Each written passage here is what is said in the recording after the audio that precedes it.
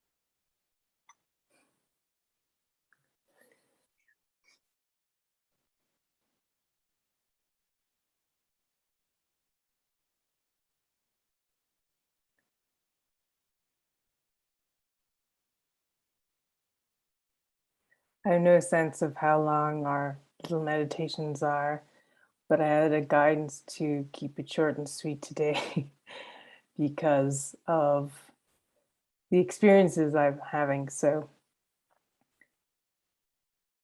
I might not have come back if we'd gone all in. So I just want us to keep that soft, joyful, meditative experience as we go forward. Because hiding underneath routine, hiding underneath preferences, hiding underneath anything habitual, normal, understood to be helpful, presumed, should, societal norms, values, is shame.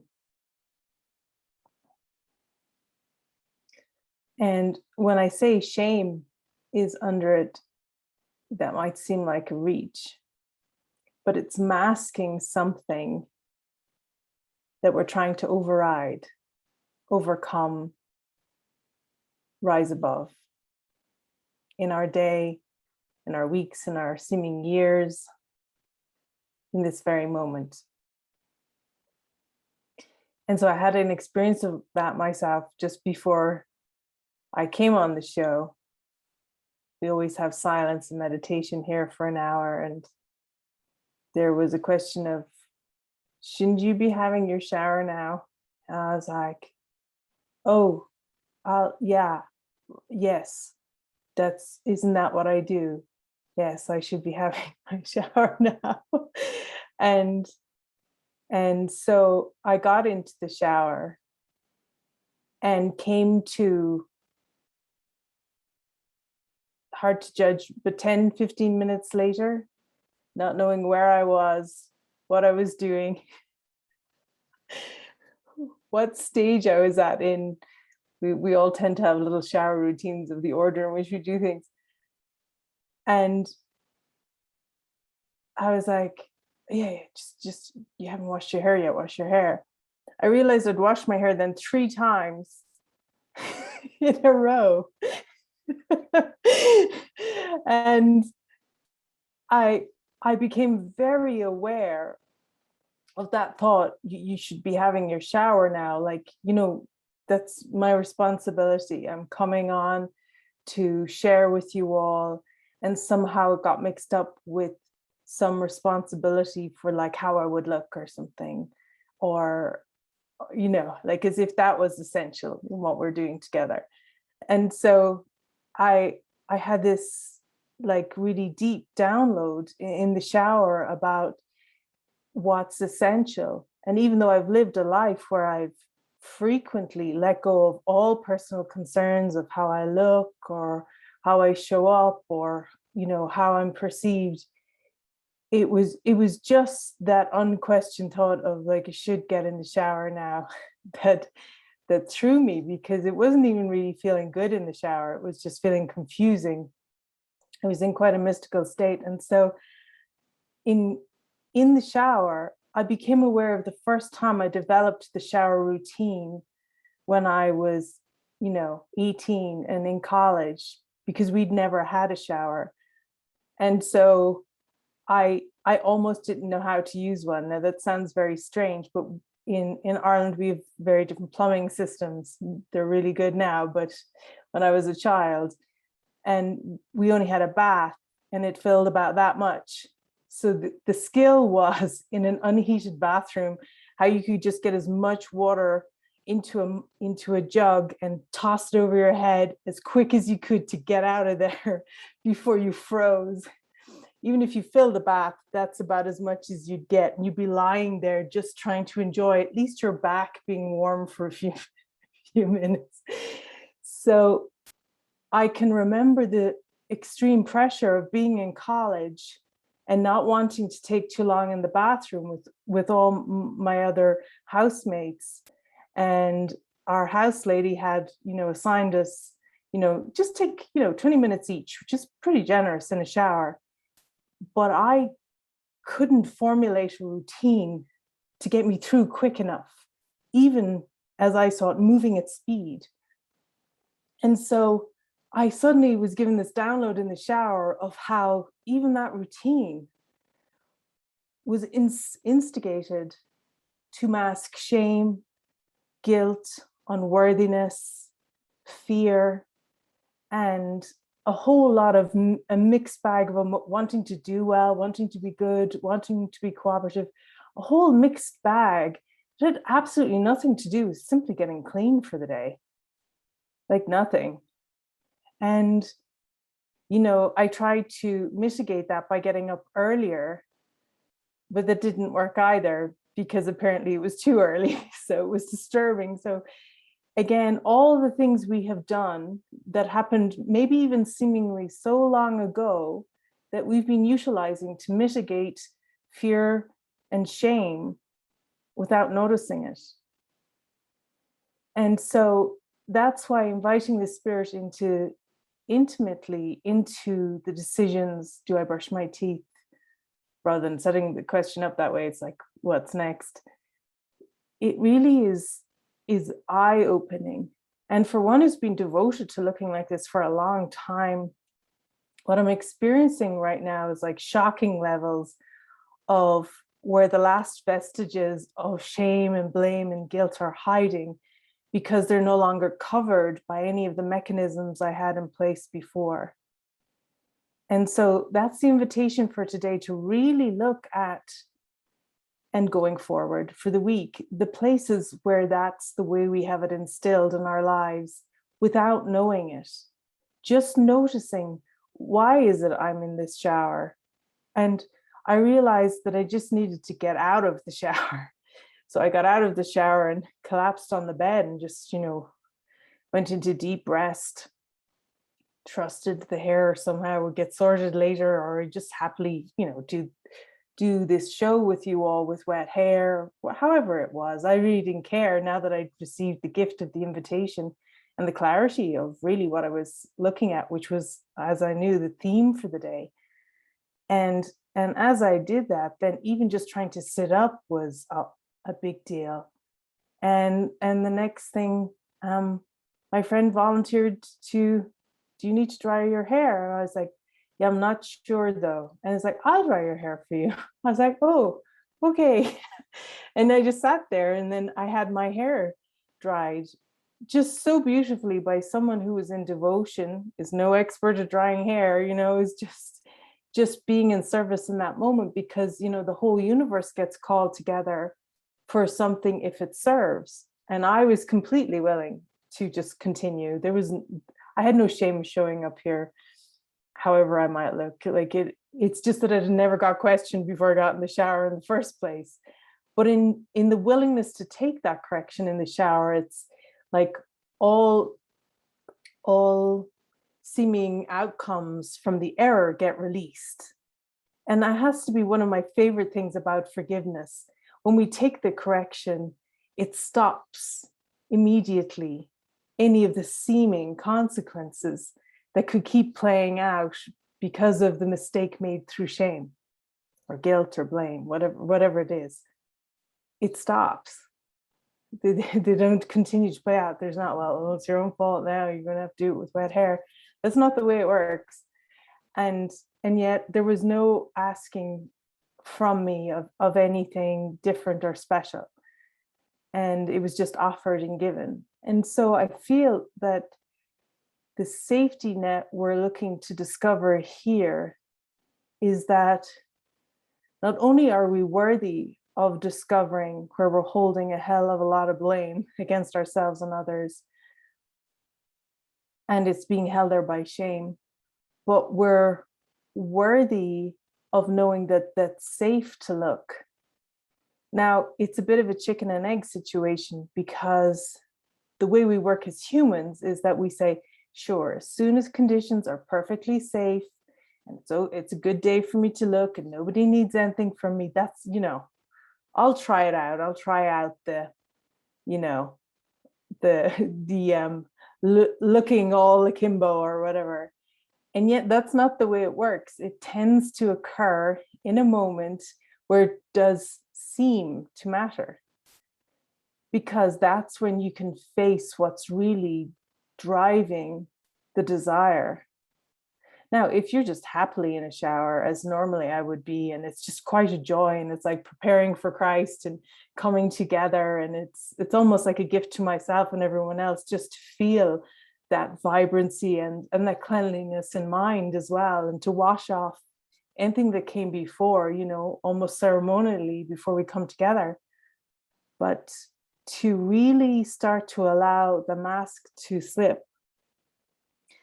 And when you give the invitation that you would like to see the shame and the blame that is still running your life, then it will tend to occur in what you would have presumed were the worst moments it could have happened.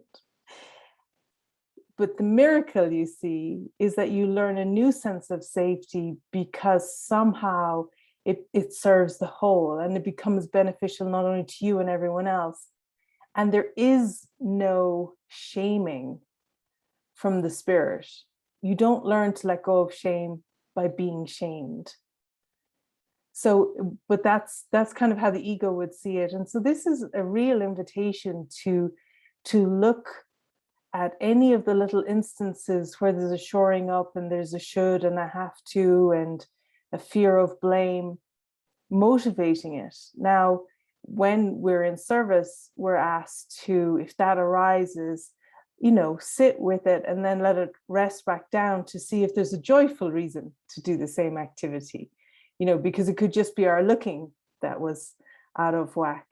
And yet, as we spoke here many times, following the path, following the way of Jesus is about not moving forward in fear. And again, would not be about moving forward in shame either. It would be about discovering, in that moment where you feel that pinch, just what it is that is keeping you back from your calling. So we'll go into that in much more detail. I've got a couple of little readings here, so we'll just start with that.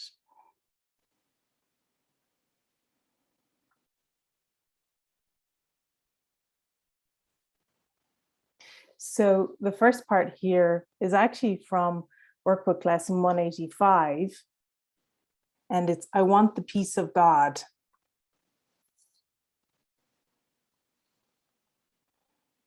Now, sometimes when people hear these words, they feel like a gauntlet's being thrown down at them, as in it brings up more shame and unworthiness when they hear it, like as if they're not doing it right. And today, I'd like you to listen a little deeper to it and hear it as the simplicity of salvation. Because when I say to say these words is nothing, I want the peace of God, but to mean these words is everything, it's an invitation to look at why we wouldn't mean them. And we've got a list of really good reasons, safety-based reasons, at least in our own mind, of why we wouldn't believe them. So that's the invitation today. Why wouldn't I believe that? Let's focus on that. Let's not worry about I want the peace of God. It's more like, why wouldn't I mean that? Why would that bring up fear in me? And today we're focusing on the word shame because in some ways it's a more intimately hidden, covert way of maintaining a hold. It's how every seeming abuser in the world manipulates, say, any small child. It's to use the thing that they already feel bad about in their life and to say that that would be exposed if they spoke up. So it's really helpful to see that the ego is doing something similar in the mind. It's always been the ego doing it. There aren't persons interacting really in that way. But it's very important to see that that's the invitation, just to really see the one who's commanding our attention and directing what it would give us permission to see or not see, and decide against that one by seeing the real draw we already have to the peace of God, because it is ours already. To say these words is nothing, but to mean these words is everything. If you could but mean them for just an instant, there would be no further sorrow possible for you in any form. I'm going to be skipping through several parts of this. No one can mean these words and not be healed. And again, healing in mind is what's being referred to here. Being clear on who you are, remembering the truth of who you are, your real identity. Many have said these words, but few indeed have meant them. You have but to look upon the world you see around you to be sure how very few they are. The world would be completely changed should any two agree these words express the only thing they want. Now, the reason that the Spirit is asking us to look around at that point is to really understand that when you start to step back, you can notice that hamster wheel of the world that everyone's running on it. And I call that the shit plan. And the shit plan is basically something that's developed at a very early stage to circumvent the experience of guilt and shame. It's not really coming from any instances in childhood. It's a pre-existing condition really of the perception that we could possibly separate from God and the guilt and shame that there will be retribution because of it. So when you look at the shit plan, and to varying degrees, many of us have unwound a little from that mechanism and that hamster wheel. But it basically says, once you get X, you will feel good. Everything will be okay. You'll feel better. And yet, it's like a carrot and a stick. It just keeps moving as you chase towards it. So that's the ego's seek and do not find. And yet we have spiritual goals, we have social goals, we have relationship goals, we have world-saving goals. And again, nobody's stepping further back to reflect upon what's really motivating, even wanting to save the world or the environment, or even wanting to be kind to your neighbor. If it's just so that they like you rather than out of just a sense of love, then even that needs to be noticed. Two minds with one intent become so strong that what they will becomes the will of God. For minds can only join in truth. In dreams, no two can share the same intent.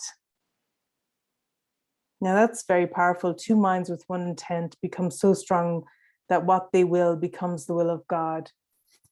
And the intention there is that that's the using it to remember the truth of who you are. And in denying all doubt in your seeming self and the other, you're joining in the truth.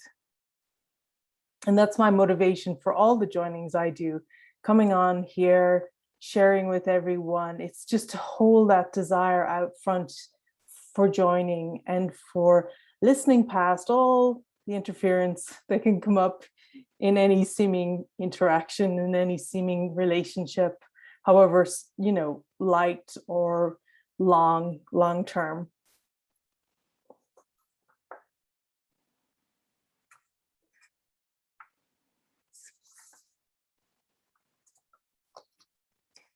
To mean you want the peace of God is to renounce all dreams, for no one means these words who wants illusions, and who therefore seeks the means which brings illusions. Now, this is really interesting because from our point of view today, the way we're sharing it, and in truth, the illusions that are being spoken of here is the very thing that we're talking about. It's not about sell all you own and go live in a cave. It's about, even that could be the hamster wheel. Even that could be the fix on the shame and the guilt and the suffering that you've been experiencing. It can be bargaining. So you have to be very much intuitive and with the Spirit about the path that's very individually guided for you. It's highly individualized.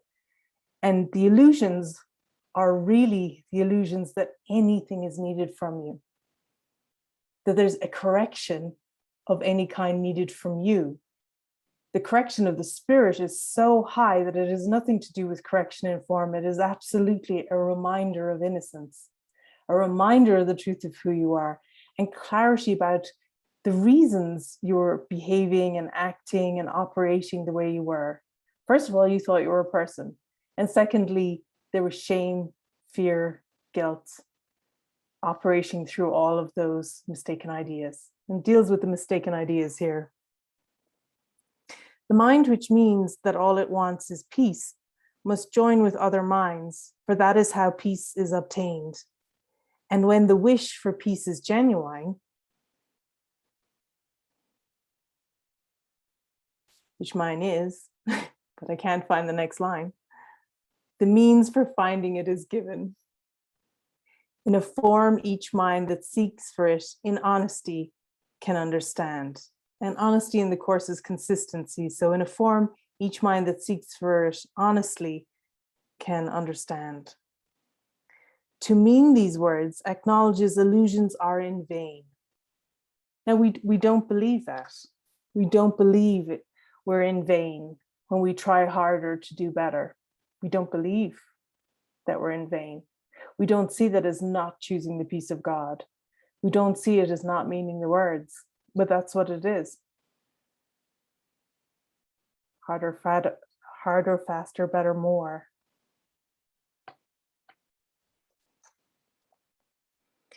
Today, devote your practice periods to careful searching of your mind to find the dreams you cherish still. And today we're looking for dreams of shame.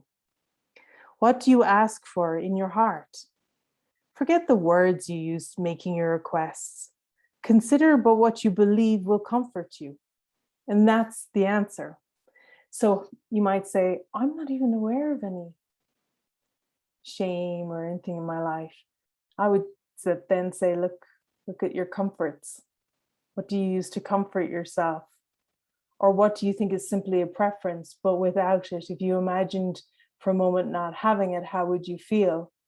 And there you'll start to find, we don't want you digging, but there you'll start to find the shame and the blame.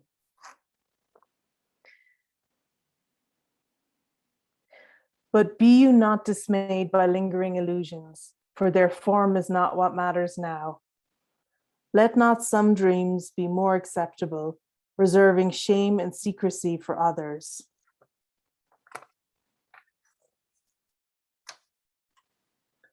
They are one. And being one question should be asked of all of them. Is this what I would have in place of heaven and the peace of God? This is the choice you make. Be not deceived that it is otherwise. No compromise is possible in this. You choose God's peace, or you have asked for dreams. For thus you reach to what they really want, the dreams, and join your own intent with what they seek above all things, perhaps unknown to them, but sure to you. You have been weak at times, uncertain in your purpose, and unsure of what you wanted, where to look for it, and where to turn for help in the attempt. Help has been given you, and would you not avail yourself of it by sharing it? No one who truly seeks the peace of God can fail to find it, for he merely asks that he deceive himself no longer by denying to himself what is God's will. Who can remain unsatisfied who asks for what he already has? Who could be unanswered? Who requests an answer which is his to give? The peace of God is yours.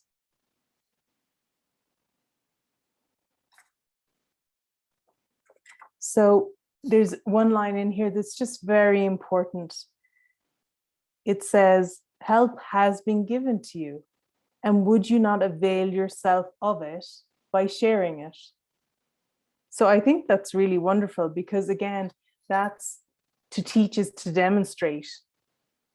And if we're not If we're not in extension, we're also not learning.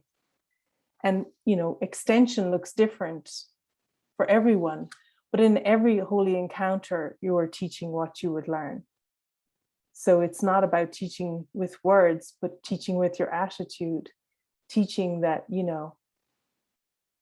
things are okay as they are, teaching allowance, teaching receptivity to that breath of a moment that we've all had, even with a cashier who's having a frustrating day, where we smile a little longer and say, how's your day going? And they tell you, and they tell you why it's not good and what they're facing. And so this is how we teach ourselves that help is available in every moment. Now, in the second part, this is called the agreement to join, and this is chapter 28. It makes clearer that aspect of you can't accept the peace of God, you can't say the words and mean it, unless you are constantly practicing that with your brothers and sisters. It does seem like I accept the peace of God, as my one function. I accept it. The way we use it is very often almost like pleading with God. We're still like, really, really, really, please. And so it's in being in that certainty and being in that softness and joining that truth with one another that we practice, as with God, coming back into the love, coming back into the certainty. So this is a collaborative experience. Awakening is a collaborative adventure. And so unless we're really embracing our brothers and sisters in this way in every moment to find the high point for the joining, instead of the lowest point of, discontent, unless we're pausing and then again offering whoever's saner in the moment the highest point through which it's possible, highest common point to join, then that's how we find again and again the patience of God, not with us, but just eternal bliss. There is no need for patience, but really the patience and the certainty of the truth of who we are. When we come to remember it, we seem to practice it. Now, the method of coming back into this awareness is miracles. When you accept a miracle, you do not add your dream of fear to one that is already being dreamed. Without support, the dream will fade away without effects, for it is your support that strengthens it. So again, in any holy encounter, it's about not joining in the story of fear and shame and blame. It's definitely not about dismissing it, but it's about remembering and just enjoying and blessing the truth of who someone else is, seemingly someone else, and yourself in the same moment. And in the course, that's called charity. No mind is sick unless another mind agrees that they are separate, and thus it is their joint decision to be sick. Again, that just means wrong-minded, just mistaken in who they are. Just for a moment, uniting with a brother's mind prevents the cause of sickness and perceived effects. Healing is the effect of minds that join, as sickness comes from minds that separate. So again, we're undoing shame and blame today. And so often, lines that are like this are used in a new agey way to blame for something that appears to be other than perfect in form. And yet again, we're just talking about, healing in mind. We're talking about just the truth of who you are, just remembering yourself as not a person. The miracle does nothing just because the minds are joined and cannot separate. That's why the miracle does nothing, because it's already so. The gap is little, yet it holds the seeds of pestilence and every form of ill, because it is a wish to keep apart and not to join. And again, this is the why we don't mean, I want the peace of God. Because the pestilence is the shame and the blame and the guilt that's hanging out in that gap between saying the words and trusting that that is sufficient. Saying the words and trusting in the love of God. Saying the words and trusting that what you're describing, this Christhood that you've been told about, this sonship that you've been asked to accept you're part of, is all that's being asked of you and is true. It's a little remaining doubt thought, and it's reinforced by the seeming very believable fear of shame.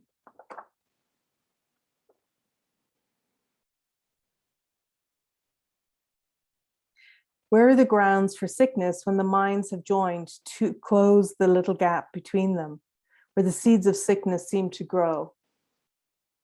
And that's why we're given to practice with our brothers and sisters. This rencontre, this coming back together, this reunion of the truth of who we are, and this is why the delight in each other is so important. And that being the goal and the purpose of every joining. Because if you come with presumptions and you come with hatred and you come even with overexcitement or dependency or expectations, you're already missing your brother and sister. It's an equal joining. God builds a bridge. God builds the bridge, but only in the space left clean and vacant by the miracle. So you have to have had an experience that transcends the shame and the blame, that allows you to trust and mean the words, I want the peace of God. And the miracle is the conduit for that. A moment seemingly without remembering all the things you're holding against yourself. The seeds of sickness, wrong-mindedness, and the shame of guilt, he cannot bridge. For he cannot destroy the alien will that he created not. Now that almost sounds sad. It's like the seeds of sickness and the shame and guilt he cannot bridge, for he cannot destroy the alien will that he created not. But again, that's the same as what Jesus says to us about fear. It's like, I can't take your fear away from you. I can only help you look at the conditions that are allowing the fear to be there, that are underpinning it and shoring it up and making it feel real to you. And because you feel safer with those conditions, I can't take that crutch away from you. You have to have a moment where you're without fear for me to provide a miracle. Now, again, that still sounds like even a whole lot of things that you have to do. But really, it's more a sense of surrender and just being sick and tired of this sense of trying to uphold something.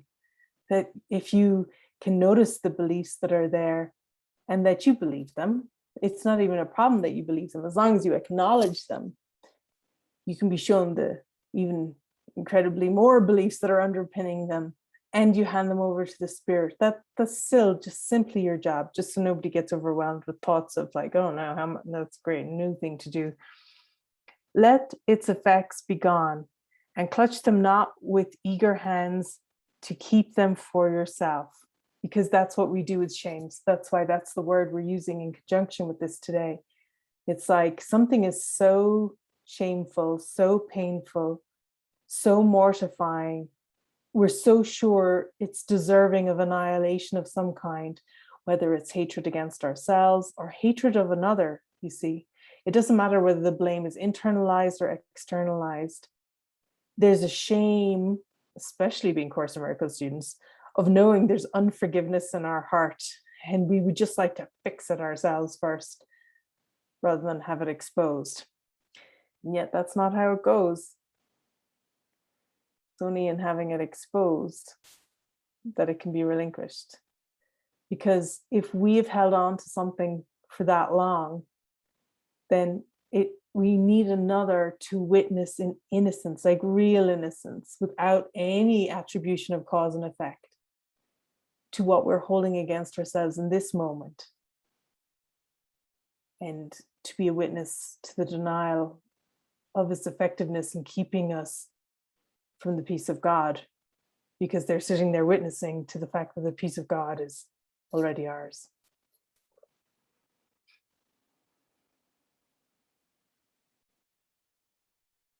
Anyway, I'll read that bit again because it's kind of beautiful. Let its effects be gone, and clutch them not with eager hands to keep them for yourself.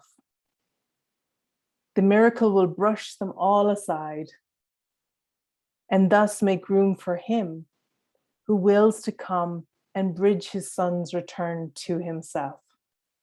And that's the Holy Spirit. Holy Spirit is the bridge. Count then, this is like a poem, this next bit. Count then the silver miracles and golden dreams of happiness as all the treasures you would keep within the storehouse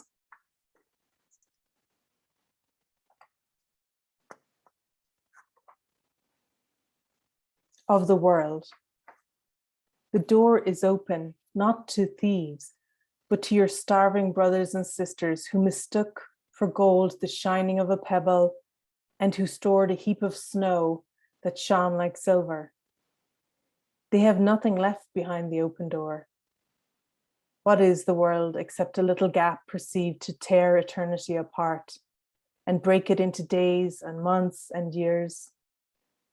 And what are you who live within the world except a picture of the Son of God broken into pieces, each concealed within a separate and uncertain bit of clay? So that imagery is so beautiful of, the shining of a, everybody's storehouse door is open now, so, what they kept hidden because they thought it was a treasure or a secret which would deny them treasure, whatever way it went in the mind. And it's revealed as nothing.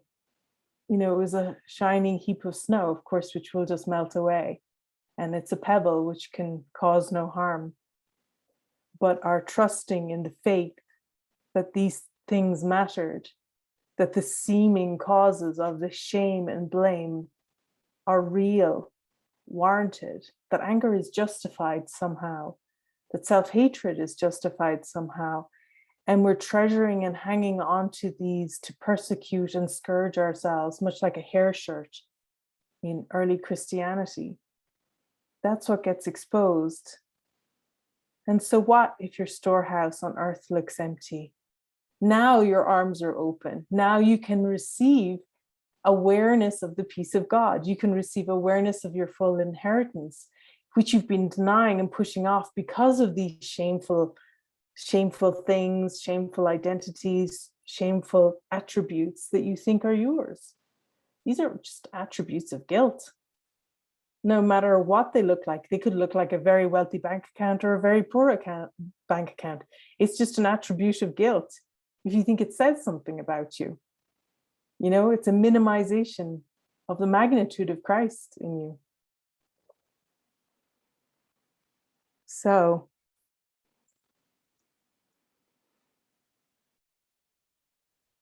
we cannot mean, I want the peace of God instead of this, until we know what this is. Because one half of ourselves is like still hoping that we get this. And even though we shared before that the peace of God contains everything, there's no sacrifice or giving up, even of your fake sense of security. The Spirit's not looking to threaten you or make you feel more defended. It's just in the handing over, once you notice them, all of these little defenses that even seemed good, that even seemed noble, like, well, I'm really doing my best to forgive them. I'm really doing the best to forgive myself, but I'm still holding something against myself. It's like, we really need to hand it over, because if we're using that as like a fake block to stop embarking upon answering our calling, then we're really holding ourselves back. There's one of my favorite lines in the courses where Jesus says, leave the ego to me. It's like a bully, like, I'll sort that one. You don't need, that's not your fight. I already fought it. But as soon as you're not aware of that yet, leave the ego to me. We're asked to keep moving forward. And what that means is keep moving in trust that there will be no retribution.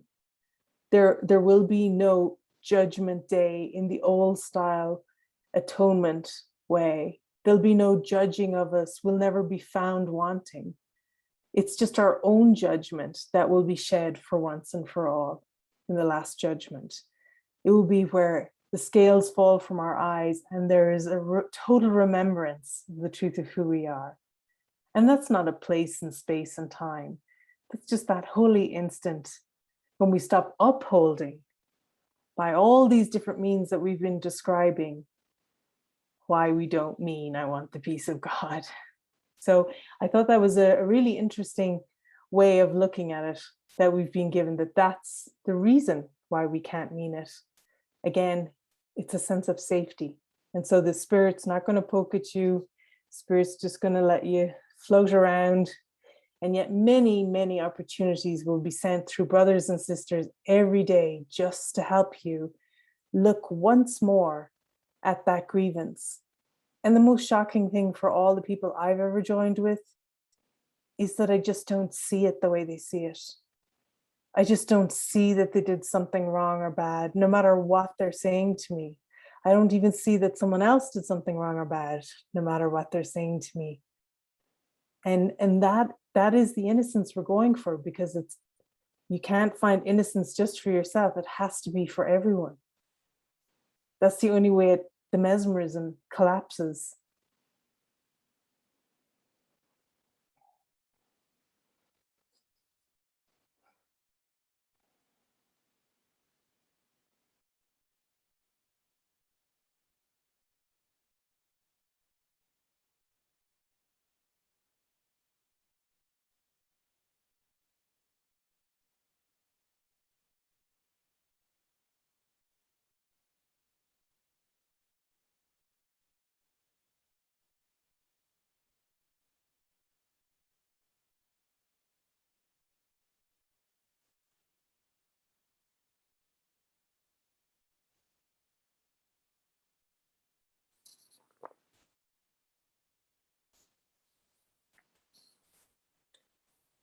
So I just have a final couple of things that I wanted to share about this.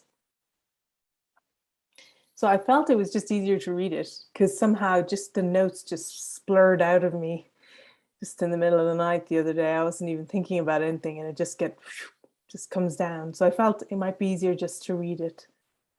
But I want everyone just to relax back and understand that, again, the entire motto of Live ACIM and ACIM Live, the website, is inspired by I need do nothing, and a coming back to that awareness. Yet there is a massive invitation to become aware of everywhere you're trying and doing a lot, trying really hard. So it's like a netty. It's like when you become aware of it, then you can go, okay, yeah, maybe, what if it's not true that I have to do all these things? What if it's not true?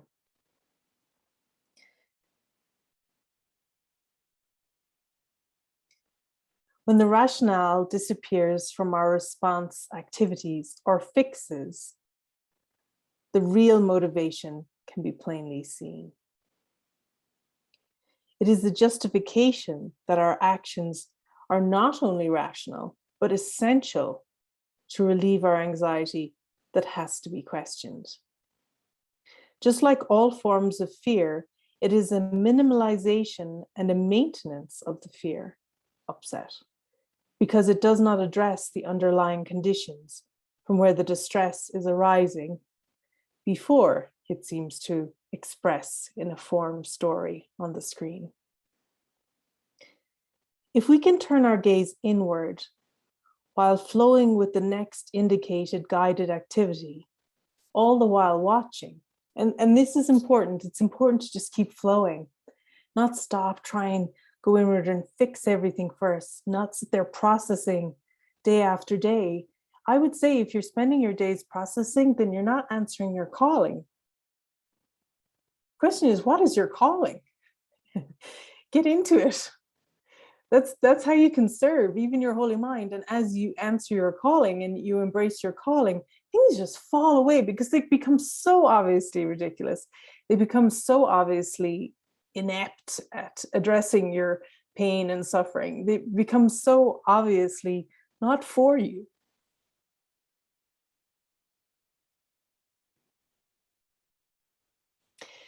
If we can turn our gaze inward while flowing with the next indicated guided activity, all the while watching, then we will feel neither panicked nor perturbed by looking deeper with the spirit, because it will be incidental, be in the flow.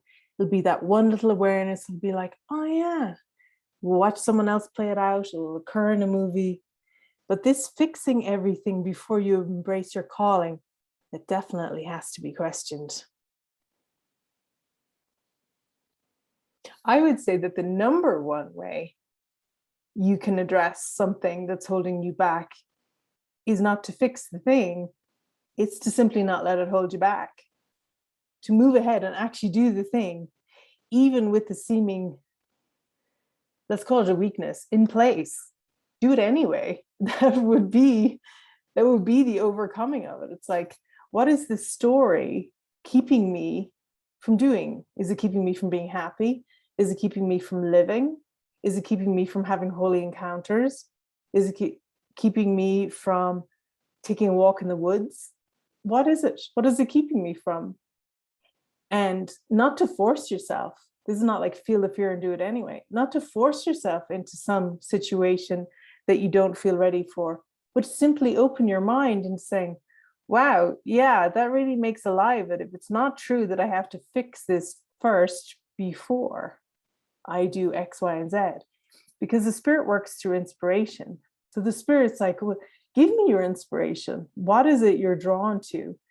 And I'll show you how it can serve your highest mind. And while you're moving towards that, we'll address everything that would hold you back as that starts coming towards you, so that it becomes, after a period of purification, usually, not a stumbling block. And it means that you don't get, cowered with shame and guilt again when the same mistakes continue to play out in these new environments and these new opportunities. So it's a little bit of both. If you've spent too much time processing, then it's important to allow the spirit to guide you into the actions and the activities and the calling. And this is important. Your calling is very specific to you, that will have you embrace your heart's desire, which is to know yourself, and with those who wish to know and learn with and through you too. If we can allow that momentary pause before we run headlong into the street, then we can harness that racing energy towards an activity that will truly serve and relieve us of suffering. With face, don't fix, we are empowered to discover the root of all dis-ease, disturbance in the mind, disturbance of the peace of God, which is already ours, our soul domain of power. With face, don't fix, we are empowered to discover the root of all dis-ease in the mind, our soul domain of power. If everything is the past and everything wound up great, then it must be a grievance that we're holding against ourselves that hurts. The images before us are neutral, like a home movie or a film in the can. It is our refusal to accept what is already past, wishing it could play out differently. That's where the pain's coming from, the demand.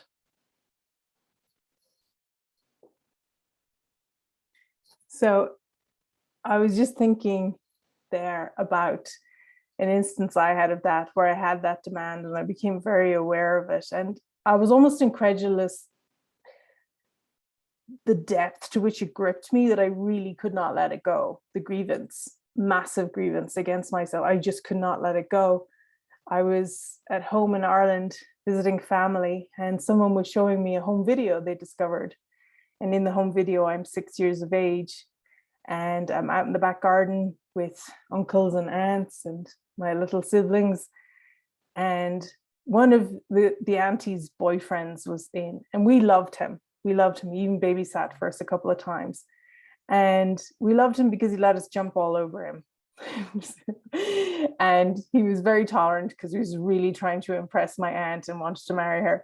So, and he was good and kind. And in the video, I can remember the day really clearly. I'm watching my little 6-year-old adorable self, except I notice I'm not feeling that way about myself. It's how I feel now. And everybody's grabbing and saying, me, me, me, me, me, me. And he picks up the lightest one, the little brother. And then he picks up the little sister and they're like little matchsticks. And I was not large as a child. I was just kind of built. And then when it came to me, he lifts me up, he gets me 2 feet off the ground, he puts me down and goes, oh.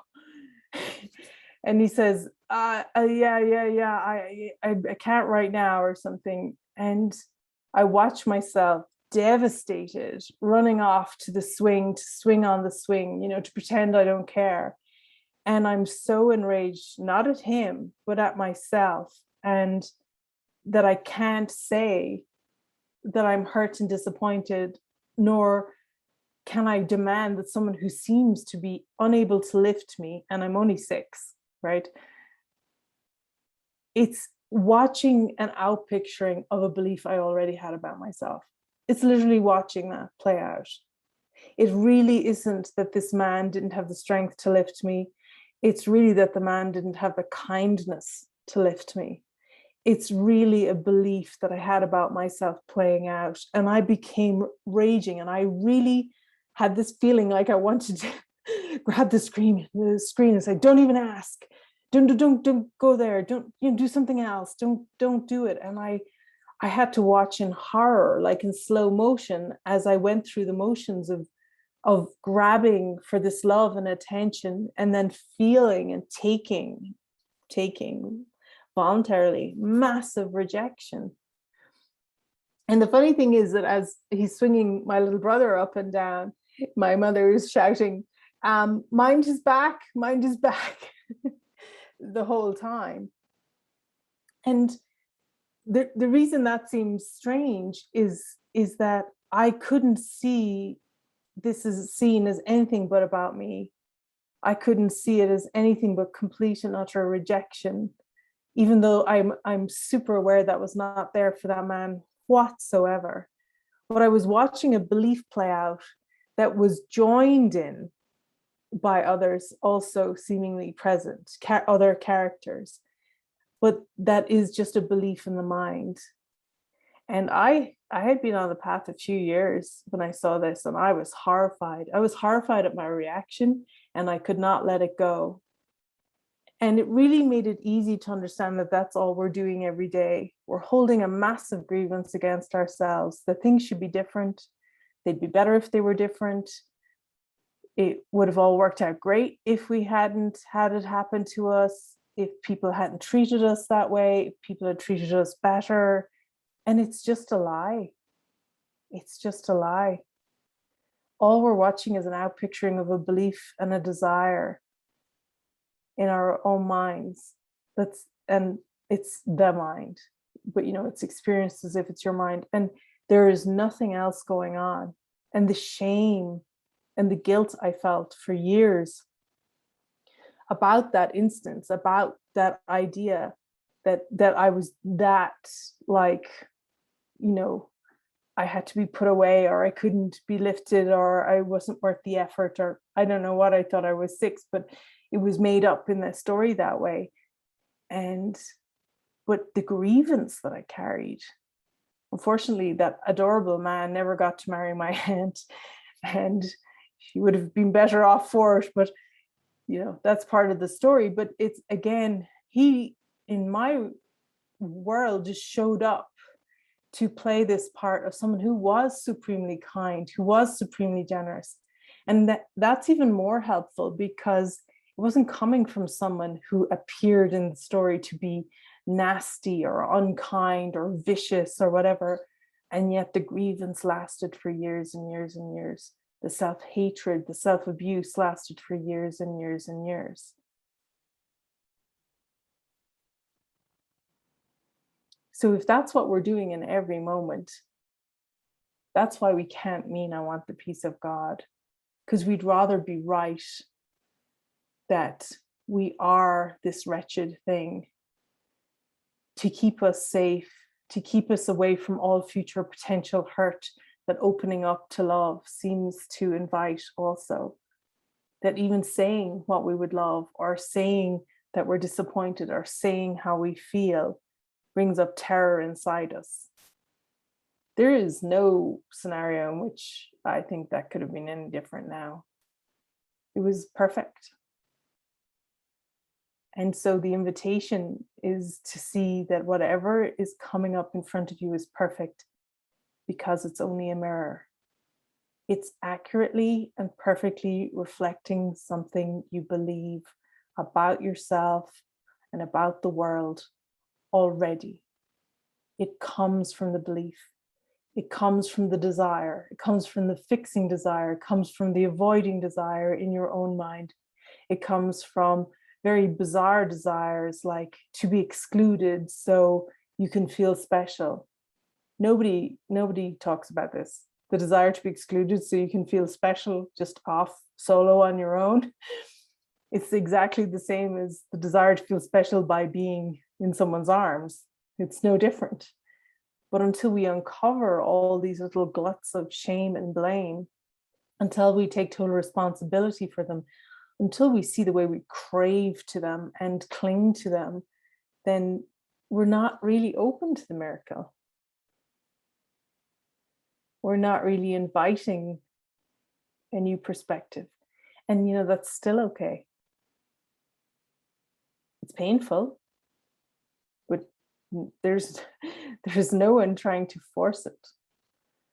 The spirit is not prodding at you. It's a benevolent caring, as soon as you're ready.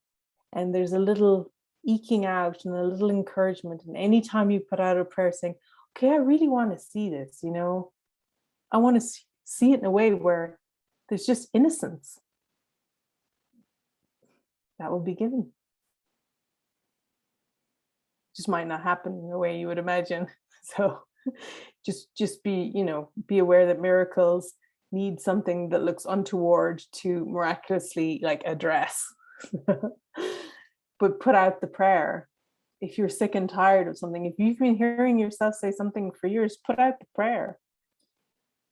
And if you don't, just be kind and understand that the self-hatred won't let you. You're not the one making the decision. You've given your power to an alien will that is not yours. And until you ask the spirit to choose for God for you, that can't change. It doesn't matter what steps you take based on your own personal desires, because your personal desire includes the desire to keep things the way they are. So you must put out the prayer that you want to change your mind about your mind, that you want the spirit to choose God for you, to allow the shift, just that crack of opening, so that the miracle can come in. Being sick, tired, and frustrated, sick and tired, that usually does it. It's done it for me. But there's no need to wait that long either. Just a dull sigh in your day, not feeling epic, that's sufficient. Let's not wait to feel bedraggled. So what we're looking for here is the nose to the peace of God. Just noticing that you don't want to feel the peace of God right now. You'd rather feel indignant or self-righteous or justified. That's perfect. But see that the no is really an I know. Your no isn't like in the affirmative, the clarity about yourself in that way. It's really, I know best and I don't want to hear. So that's humbling. Find the refusal in your mind that doesn't want to hear. Expose it to yourself, really bring it up, look at it with the spirit, expose it to a friend. I've just seen something about myself. I just don't want to let that go. Don't try and fix it. You just let it land there in the air, like a statement, it's perfect. Discover the loyalty to outgrown dreams and societal standards.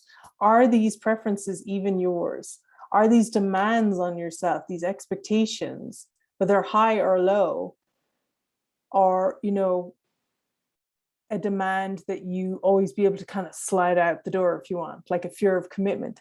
Are they really yours? Or are they, again, learned behaviors through society or through your own mechanisms for dealing with the fear and the shame? Question these beliefs and motives and find out if they are not truly yours, nor do they even remotely serve you now. So those were the notes that came through the other day.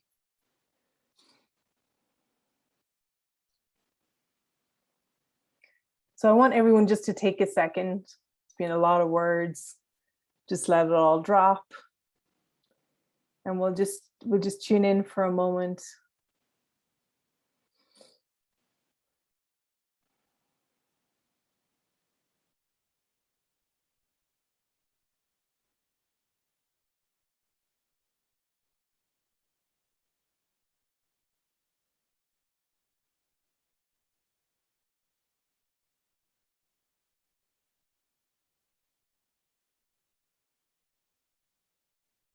Yeah, just tune into what's being shared and see if there's anything around that feels pertinent in this moment. You'd like a clarifying question on what I've been sharing. So I'm just going to pull up gallery view. Usually takes me a moment. So if anyone's had their camera off but they fail to put it on, please do. You know you're there and I can feel your heart. So yeah, just if there's a follow-on question about that, this is a very deep topic and it's one that we can be incredulous that it's not our fault in some way, that we seem to have hurt someone else or someone seems to have hurt us, or just the shame about who we are. We've experienced ourselves to be some failure in our lives, or that we're not living up to some expectation of ourselves. Yeah. So just if anyone has a follow-on question just about anything I shared there, just to clarify, that feels good.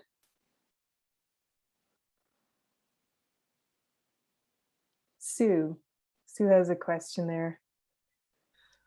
Thank you. I really liked your example from childhood. I've had a lot of, over the years, I've had to go back in my memories and realize that, yeah, there's a lot of energy in those memories from childhood. I just wanted your insight on those memories and that maybe karma from childhood, those picturings from childhood. Do you think that they're more powerful than, let's say, examples from later on to, teens, 20s? Is there something special about those, what happens in childhood to us that we are out picturing maybe more intensely? Any ideas on that? Sure. Yeah, okay. I can speak to that. Thanks, Sue. Thank you. Yeah, I feel, even though there's an awful lot of, childhood trauma, past, even lives, work, and early childhood focus, in terms of healing, that if we look at what we spoke about today, the focus is on noticing the defense to the shame and blame. So if we have stories that seem to be from childhood, then we're noticing it play out in the storyline, perhaps for the first time. So that's why they seem more remarkable, because in the storyline of their persona or mask, it's the first time that kind of incident came into awareness, but it's not causative in any form. Even the defense that came based on the seeming incident, or upset or distress or hurt or harm or unrequited love, whatever it was, isn't really coming from there. It doesn't really matter what our fix turned out to be. You know, you could turn into a rebel or you could turn into a really good little sainty helper. It really doesn't matter which you chose. You chose something that in the scenario of the story of the self-concept that you had would keep you safe. And so in effect, you were very wise. You know, we all chose what we thought would work under those circumstances.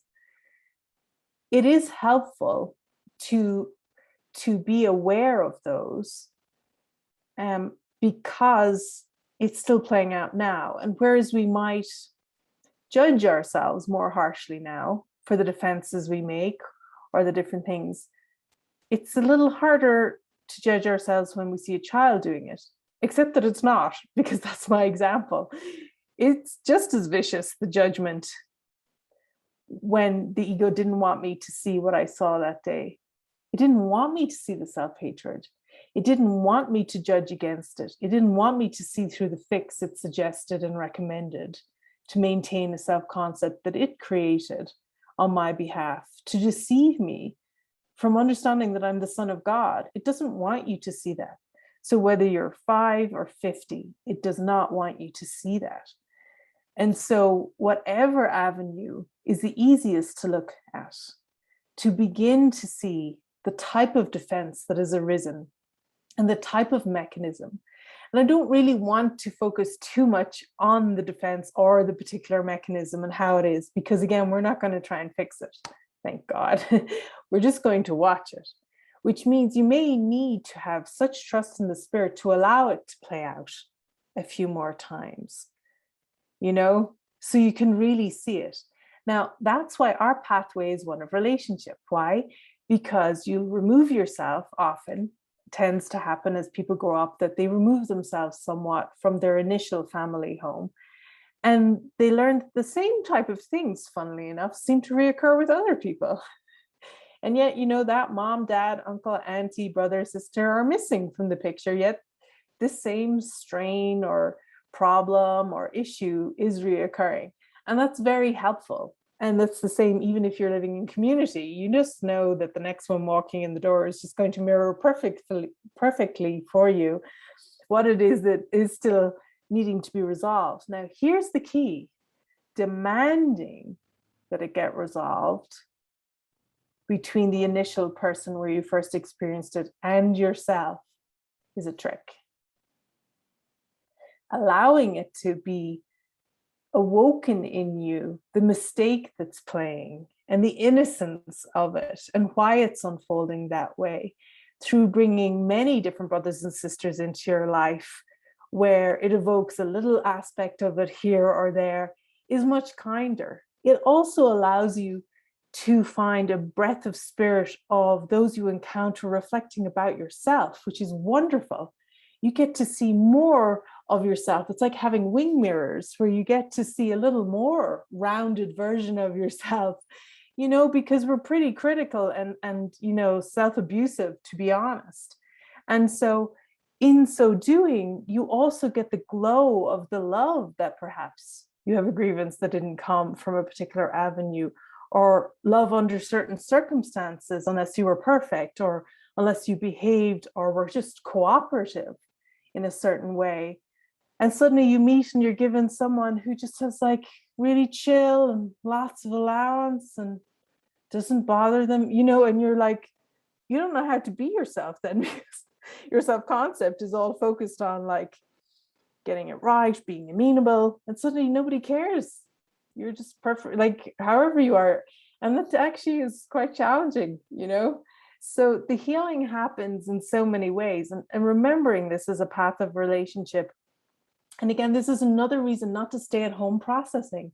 Move out into life, move out outside your little set family routines, move out and embrace all the relationships that are being given for you or sent to you, so that you can discover all of these things about yourself. Because if you've lived in the same family unit or been in charge, like kind of being the, you know, like the matriarch or the patriarch of your own little set, you're going to have there's going to be quite a revelation there of what you've been maintaining that isn't even you. And I mean, like not even comfortably you. It's been just like this defended little castle for so long of making things fit to a comfort zone and a routine that is just hiding all that shame and guilt. And so it needs to be exposed somehow, and inadvertently is the kindest way, you know, by tripping up, by making mistakes, by saying something that you wouldn't mean to say, and then watching the fear of a reaction, and then fearing the non-reaction, and then whatever might happen for us, you know. And we have to find inside ourselves a forgiveness then. See, that demands the forgiveness and the questioning of that guilt and shame. It invites it, and it demands us in a good way, because we it's too hard. We're like struggling underneath the weight of it now because it's fully exposed. So I would say that, you know, what we would describe as things like childhood wounds are access points that describe the first time we seem, because again, this really isn't a story playing out over time and space. Everything we're even describing right now is just emanating in this moment as a story to serve awakening in this moment. It didn't really occur. So everything that seems to have peak experiences, what I would ask you to do is look at it and say, is this helping me open up by bringing pain, hurt, or shame to the spirit? Is this helping me open up by bringing heartfelt desires or ideas of how wonderful things might be, you know, even fantasies of the future? Or is this keeping me shut down by deciding that I'm unworthy? Is this keeping me shut down by not letting me go to the spirit? So it's what am I using anything for? A happy childhood memory or a childhood wound? What am I using it for? What am I using it for? You know, because if I'm using it for awakening, then I see it just, even if it looks like the past, which everything is, if I want to use it as a mirror at any moment, I can learn to see myself clearly and cleanly in it. And sometimes, a bit like looking at home movies, it's easier to see there's a whole mechanism in place. There aren't really individual people with their own private minds making decisions to hurt or harm or even love another.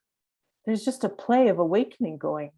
There's just a mesmerism that says, gosh, nobody could sort this out. This is just a mess. Even if it's a happy family, it's like just even having show up for that birthday party and stick those hats on and sing happy birthday again every, you know, at a child's birthday party when you know you're a mystic and you're maybe not even called to be there. Like everything is just saying to you, what are you seeing here? What do you see? And how does it make you feel? It's just a mirror.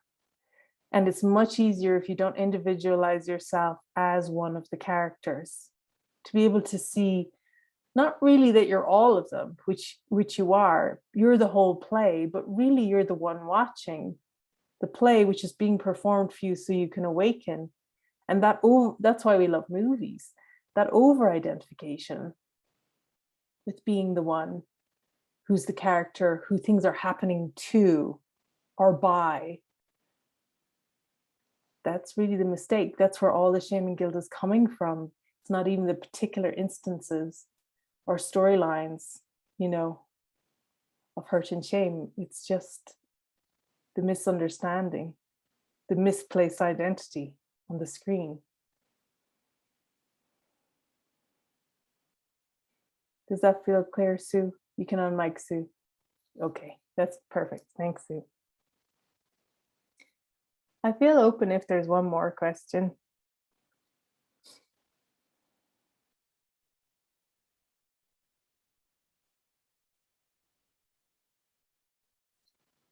Lovely, we've got Serena. While you're unmiking, Serena, I'll just say, isn't that lovely?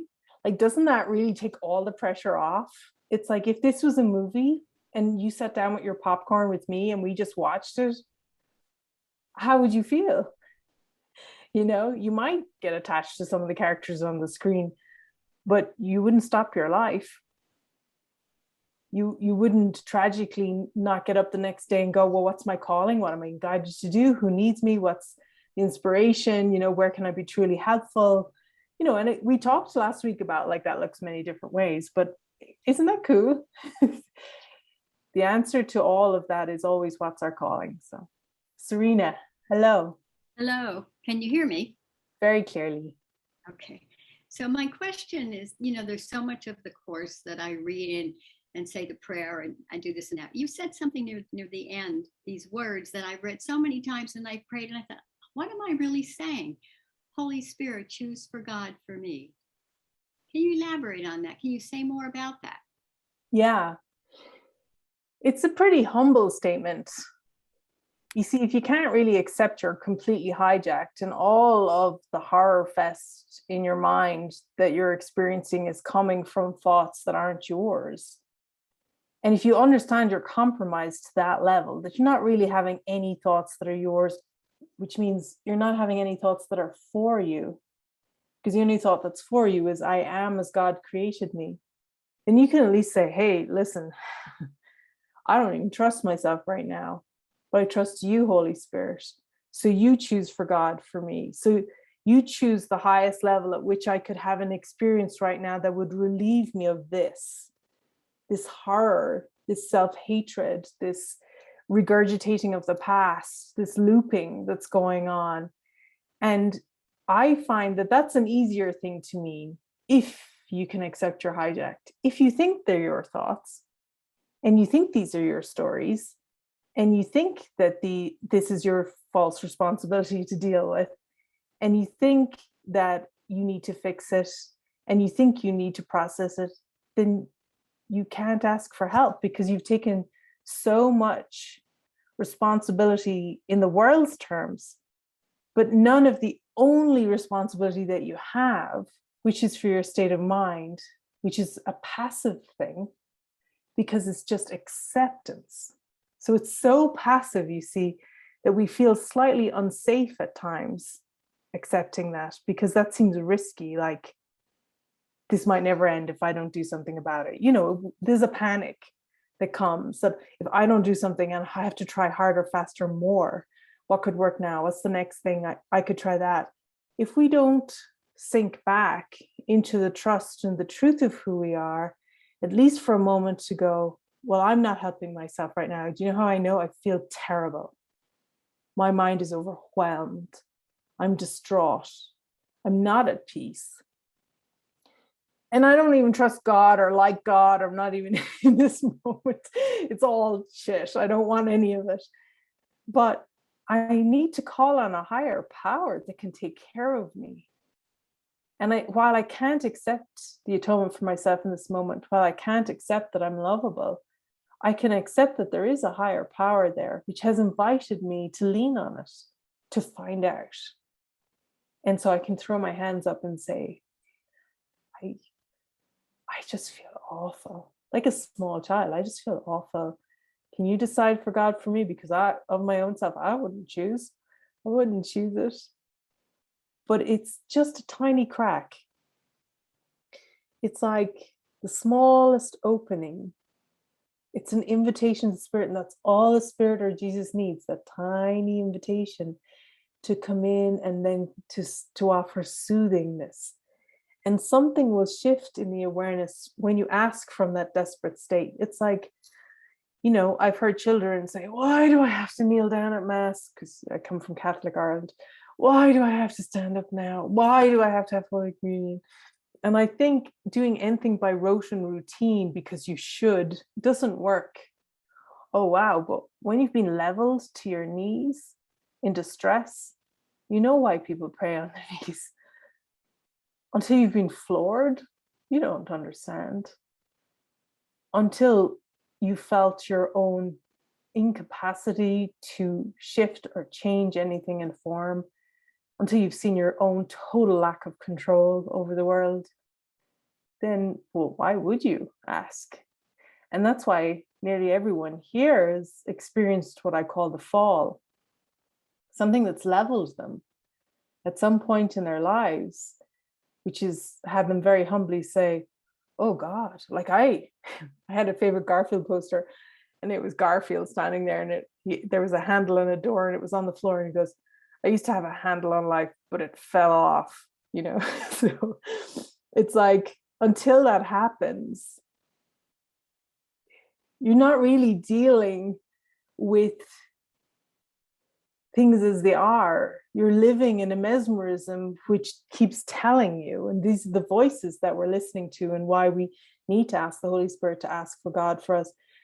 You're asking, you're living under a fantasy that you've some control, but that's as much control as you have over stopping the people going into the water, you know, when the shark's there in Jaws, you know.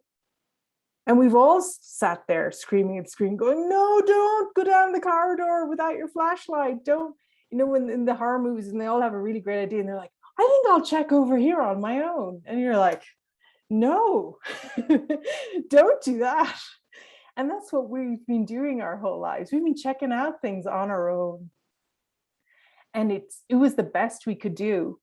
And it worked with our self-concepts. But when you really get to watch your self-concept, like if you looked back at the storyline of Serena, you know, from here back, you know, just back 10 years even, and you saw all the willingness and the effort and the endeavor to, you know, find the answer and find the truth of everything. And you could see the heartfelt devotion in doing so. Then all you need to do is ask for help for the thing that was under the surface, motivating the search instead of the discovery. You know, I always used to say, not a seeker, but a finder be. And so that comes from a stilling down and a kind of embracing of what I would kind of call normal everyday life. Putting away the notebooks, putting away the processing, and, you know, as guided, whatever's truly helpful for us. And just coming back out into the light. It's almost like we've been in the cave too long, like we've been in Plato's cave too long. And I don't know if you possibly know the story, you do, yeah. In Plato's cave, everybody's always lived in a cave. And in the cave, there's games about like who's the best and different ways, and it's all about judging shadows on the wall. These people don't even know, but they're all chained up. They're actually all prisoners, and the people who are keeping them prisoners often walk by, and there's a fire that's projecting shadows on the wall. And this is early projector TV screens from Plato's time. And, you know, the game is to guess what everything is and what it means and what will come next and different things. And then they have a crown and they give it to the one who's the best at that. And spirituality can get a bit like that at times, you know, where you start meeting your friends all the time, and the only thing they ever have to say is that they're going through a lot, or they're really digging deep, or they're really finding out.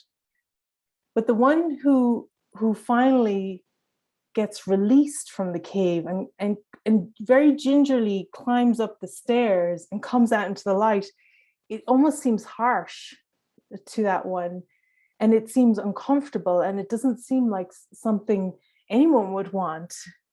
But it takes a while to adjust to it. You know, having chosen for God to decide for him, he somehow gets released to begin a new avenue of his journey, ascending up the stairs, just focused on the light, just on the light, not on the games, not on the winning, not on the succeeding, not at being good, not at being better than people were to him in the past, not being better than he was to people in the past. Like just focused on moving towards that light. And he comes out and it's startling. But then it just being in that light, being in that love and that warmth, just being around that softness, just releases him in a way that he's like, oh my gosh, this is so simple and easy. Like, I don't know what I was doing. I mean, I was doing my best. I totally understand. And, you know, I'm not judging myself for it, but like, in the end, I was kind of at nothing because I wasn't accepting the light and the love, really. I was focused on fixing myself to be ready for the light and the love. and to win the game.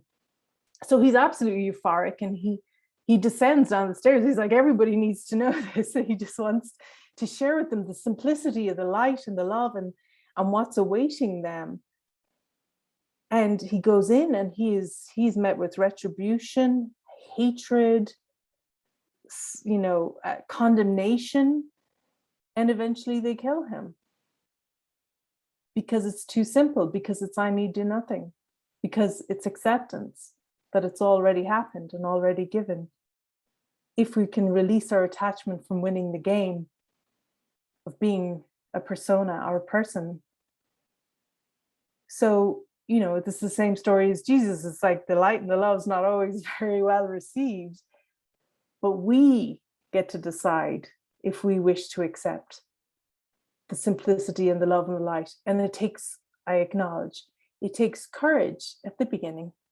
It's a development of trust, to opening up to that softness and simplicity and that relaxation. And that's really what we're saying. It's like, what if there is a better way? And I would say for all of us, that happens continuously on the path. It just becomes simplified and simplified. And there's been much awareness gained through everything that has been done and has been learned and has been understood. And yet, in a way, even all that seeming wisdom also needs to kind of be put to one side until you've been laid to your knees and you're asking for help, and until your breath has been taken away by the kindness and the love and the miracles that want to sweep you off your feet. Until those have really, really, really taken over as being the predominant aspect of our lives, then the trust hasn't fully settled in. And we don't even have to worry about that, because we still have the control of learning to trust by trusting, the development of trust. And that's one of them. That's the simplest form. When you're totally resistant, is like, okay, Holy Spirit, decide for God for me. I'm going to go and eat, 5 burgers and fries and go for a drink. It's like, it's not, it's like, okay, your job. And there you go. You see, it's the total responsibility going, you know what, that's your job. You convinced me. Show me then, because I'm sick and tired of, I've been making it like it's my job and I forgot it's yours. It's like, I always say, stick it to the Holy Spirit. Stick it to the Holy Spirit. The Spirit's able for you. That's it's like, because that you can probably need in those moments of total resistance. It's like, well, bloody well show me, See, there's heartfelt, right? Don't try and say that I want the peace of God when you don't want the peace of God. Say, bloody well show me why I should want the peace of God. Show me. Decide for God for me then. Go on, I dare you, bring it on. It's just so different. It becomes kind of more playful, and it's just not your responsibility. And we've been so responsible, but in a mistaken way. We just totally did our best, but it was like, that's not it. And yes, it's hard to even hear that sometimes. It's like, oh no, not again. Did I do that again? But it's like, it's still better to hear it now. For me, I'm like, oh yeah, oh God, did I just spend another 10 years doing the exact same thing that I thought I changed the form, and now I thought I was doing something different, and it's the same? Because now I see it like kind of more globally, and I'm like, oh my God, it's the same. I did the same again. But the relief takes over the shame and the blame, and because it's like, well, right, I know now show me, just make it so that I'm aware of the truth of who I am, and I invite it. Thank you.